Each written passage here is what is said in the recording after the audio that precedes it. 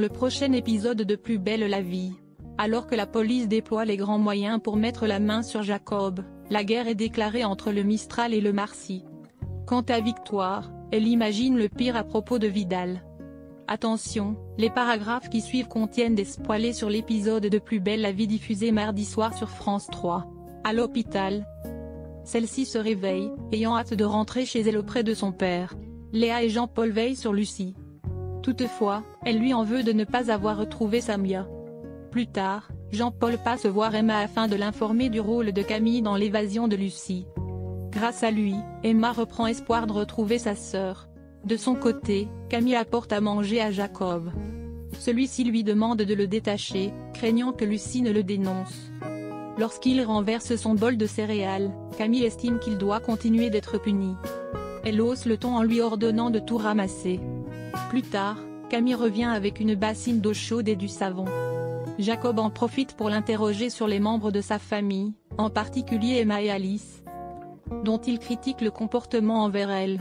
Vexée, Camille quitte la chambre. Pendant ce temps, la police localise un périmètre où pourraient se trouver Jacob et Camille. Patrick et Cissé obtiennent des renforts de la part de Revel afin d'y déployer une brigade. Les policiers patrouillent longuement dans les environs.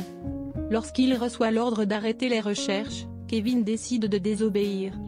Eric, son coéquipier, finit par le suivre.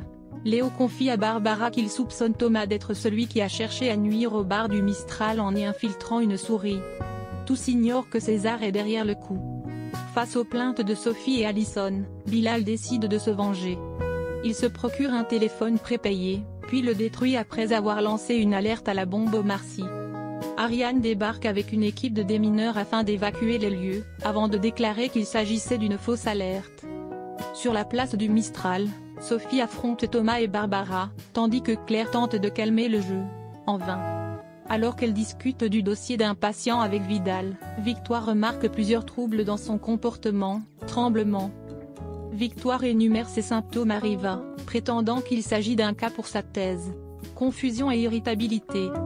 Elle penche pour la maladie d'Huntington et s'interroge sur les dépistages sauvages, à l'insu des patients. Riva lui rappelle que cela est formellement interdit. En croisant Séverine devant l'hôpital, Victoire en profite pour l'interroger sur les antécédents familiaux de Vidal. Elle apprend ainsi que son père est mort avant 40 ans.